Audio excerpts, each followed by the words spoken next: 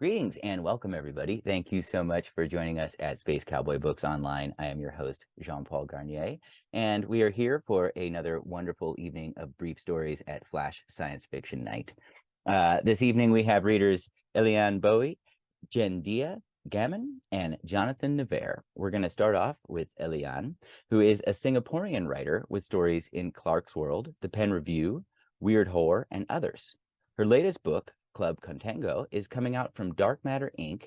in November on the 11th, a space set murder mystery. And we're also going to be doing a release for that here at Space Cowboy on November 12th. I'll make sure to share a link for that, or you can get tickets in the chat.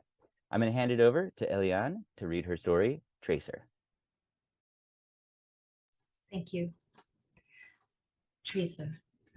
It's quiet up here. Picture an observation deck over a container terminal at night.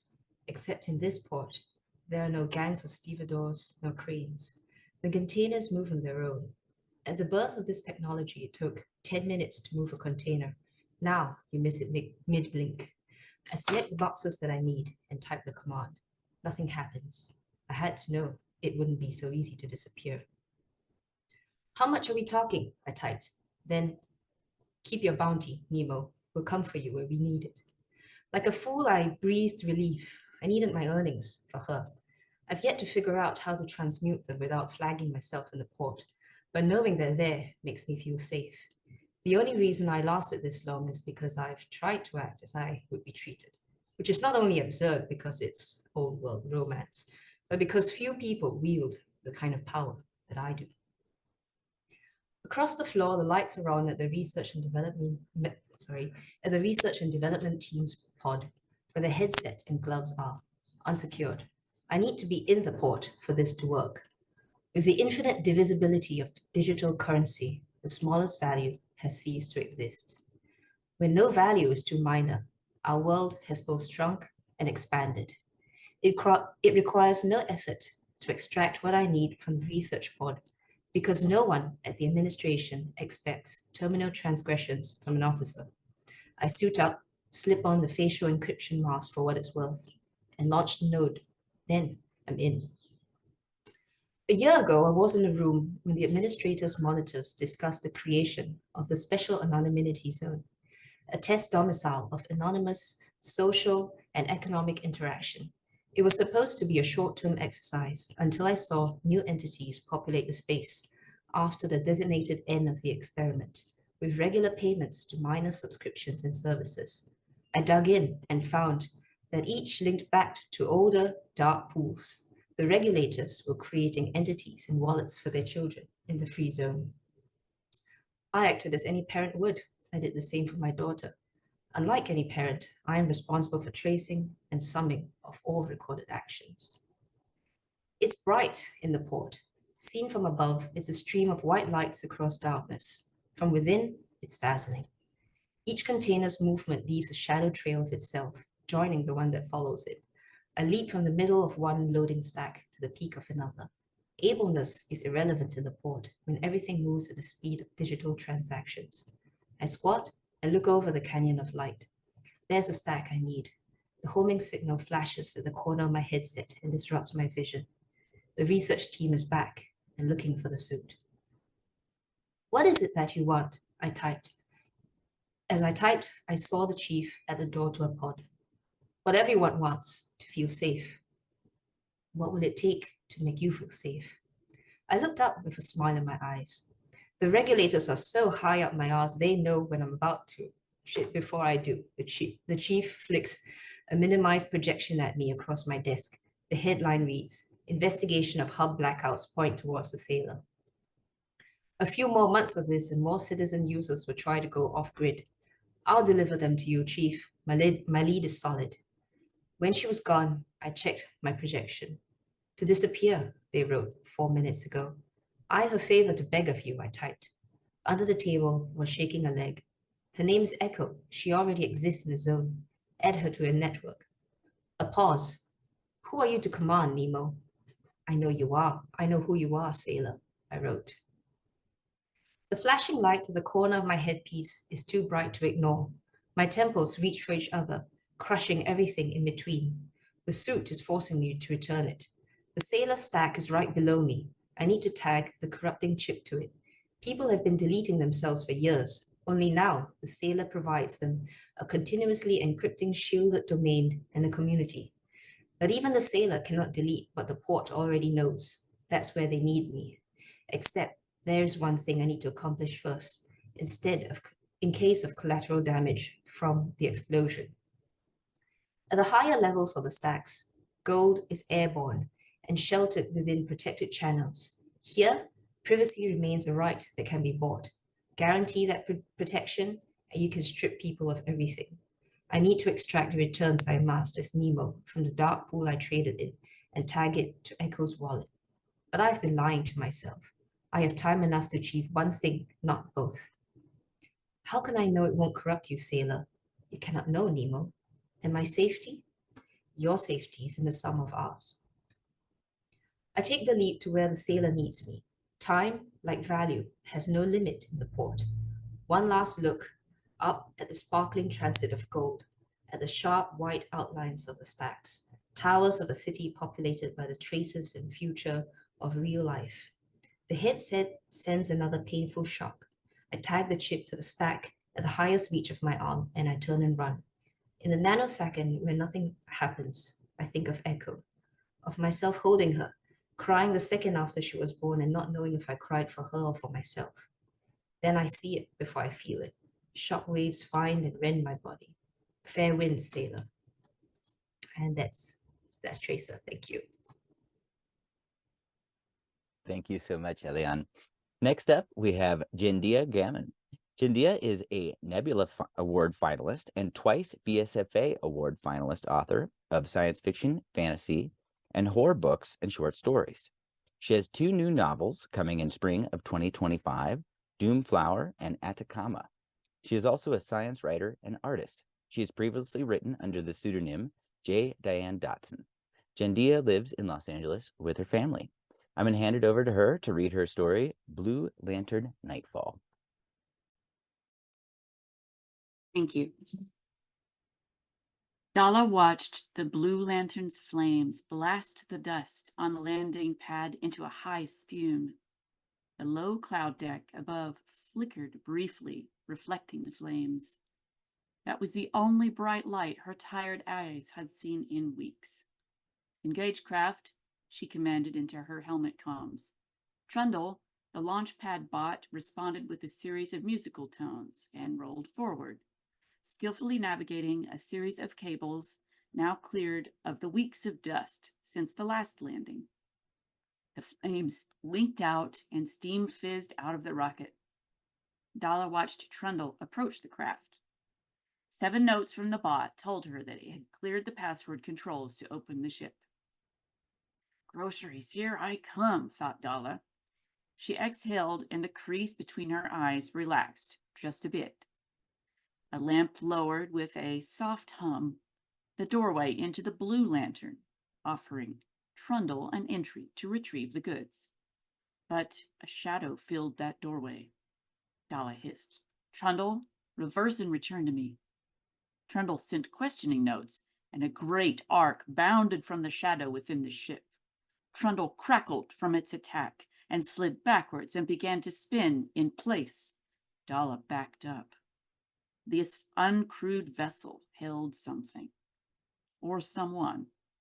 In the dark of Europa's landscape, one light now shone forth, an outline in blue, as dusk enveloped the land. And Dala did not know if it might be friend or foe, human or otherwise. It began to descend and she froze. Then she began to run. And within seconds, she collided with someone or something. I am here to take you away, it said, and its blurred features confused her, but she felt it reach around her. She could not escape its grasp. Thank you so much, Jendia. Next up, we have Jonathan Nevair. Jonathan Nevair is a science fiction writer and professor at an art and design college in Philadelphia. After 2 decades in the classroom, he finally got up the nerve to write fiction. His novels include the space opera series Windtide and the Agent Renault Adventures, a set of spy-fi standalone thrillers in space. Jaddy's Wager, Windtide Book Number 2, was a 2022 Indie Ink Award finalist and runner-up for the category Writing the Future We Need, Non-Binary Representation. Both Stellar Instinct and To Spy a Star have been nominated for the Laureate Award, and Stellar Instinct was recently named a top 3 finisher and current finalist for this year's Valorius Awards.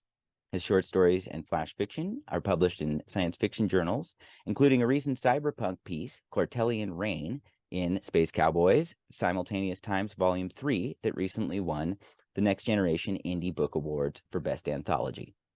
His first Drabble, When All the Stars Go Out, will be published as part of an anthology by Shacklebound Books later this year. I'm going to hand it over to Jonathan to read The Darling Murders. Thank you, John Paul. I'll just mention, too, that there is an inclusion of cancer in here, as well as some strong language. Miranda's soul tore apart every time she took a life, and yet here she was about to do it again. Her finger hovered over the delete button. Goodbye, my dear. She struck the keyboard. The last trace of Cyril in the manuscript blipped out of existence. Miranda had lost count of how many darlings she'd killed. With 15 novels out on bookstore shelves, 12 of them bestsellers, she'd tallied up a reputation as prolific. But Cyril was different. She'd been the story's catalyst, the first character to arrive in what was quickly becoming Miranda's best work to date. And then it happened. Early in the second act, a dreaded feeling rose. Miranda ignored it. Her fingers typed on, but then a specter tapped on her literary window. It grew into a persistent knocking until her author conscience could no longer deny it. Cyril wasn't working. Worse, she'd become an obstacle. Her dialogue faltered. With every new scene Miranda wrote, Cyril got in the way. The more she tried to fix her, the more wooden her beloved character became. This morning, Miranda woke and faced down the truth. Cyril had become irrelevant. To make this book work meant a hard choice, one that boiled down to a single word: murder. I'm sorry, Cyril, Miranda said. Farewell. The gentle click of the laptop closing like a casket cut the silence in her office. She paused in silent eulogy, staring at the rolling surf through the window. She'd done well for herself. This writing retreat had been the dream of an amateur, made manifest by her evolution into a seasoned professional. Frothy white waves pummeled the rocky coastline, lulling her with their hypnotic rhythm. A seagull arced in flight, skimming the crests. A lone traveler on an empty strand, its wings rose and fell with the whims of the current. Inspiration stirred. Maybe that's what this book needs, a scene along the coast. Miranda reopened the laptop. On the screen, the manuscript blipped back to life. Huh, she cocked her head. Cyril's last line of dialogue had survived the purge. You won't get rid of me that easily, it said. Miranda laughed at the oversight. How apropos, my darling. She had to admit the serendipity was priceless. It was typical Cyril. You never gave up on anything, did you? She said, and highlighted the phrase and tapped the delete button. We've got another one. Cyril's eyes opened and went wide. The leathery face of a middle-aged woman with a nurse's cap filled her view. Pink lipstick with blue eyeshadow applied with the expressiveness of Vincent van Gogh made her squint. Take it easy, honey. The woman's raspy voice emerged from behind a cigarette dangling between her lips. Cyril coughed. Yeah, sorry about that. The nurse waved her hand through the plume. Should you be smoking in here? Cyril had no idea where here was. She lay in bed in what looked to be a hospital. It's the afterworld, honey. The woman wrote something on a chart. The way you come in is the way you stay. Cyril glanced at the name tag on her uniform. Smoking nurse dying of cancer. Is that true? She pointed at the label. What? The nurse held out the clipboard. Sign here. That you have cancer? Cyril signed the form. Had it when I came in. We'll have it for all eternity. At least it's not metastasizing worse than it already has. She hacked. You could say I'm in a perpetual state of suffering. She took a pull on the cigarette and blew out smoke. Ain't we all here? You don't have a name? The nurse rolled her eyes. We really have to make an orientation video, she said to a passing colleague. Cyril caught the other nurse's nod of agreement. That is my name, smoking nurse dying of cancer said and coughed. It sounded to Cyril like half a lung had broken loose. At least I got a description. Some folks come in without anything more than side character or unimportant family relation. Worst one I've seen was make him like that asshole at work. She took a drag on her cigarette. Decent guy, though. Works down at outpatient processing. And who am I? Oh, you're one of the lucky ones. Hot pink lips curved into a smile. You've got a proper name. Bit fancy if you ask me. Cyril? That's right. What in the world is happening? Cyril shimmied up till her back was against the headrest. Half of the beds in the ward were filled with patients. Busy day, the nurse said. Animals and monsters downstairs got hit real hard last week. Rumor has it some famous fantasy author scrapped half a draft. Cyril's mind swirled in confusion. So am I? The last thing she remembered was arguing with Tammy, the leader of the Hampton High School clique. Despite all their trash talk, she'd refused to leave the party at Tallulah's house. She told them they couldn't get rid of her that easily. And then blip, she woke up here. Yeah, we get that look a lot when people first come in, smoking nurse dying of cancer said, pointing her cigarette. It'll pass. So we're dead characters? It's a polite way to put it. Deleted is more accurate. Or murdered if you want to be part of the resentful bunch. She leaned down and patted Cyril on the arm. Try not to go that way. That whole clan hangs out at the Gothic Cafe down on the boulevard. Do nothing but brood. Works great for them. Dark and gloomy, writing depressing poetry. But if you're not crafted that way, you're not meant to be there. Just makes things worse. Worse? Look, it ain't that bad here, smoking nurse dying of cancer shrugged. I got spared all the future suffering of that medical drama. So many adjectives, she shook her head, and long-winded too. God knows what kind of emotional trauma was in store for me. The nurse rolled her eyes. Thriller, my ass. I was trapped in literary fiction, purple as can be. We're dead. I can't believe it, Cyril said. No longer part of our stories? It's the hard truth of it.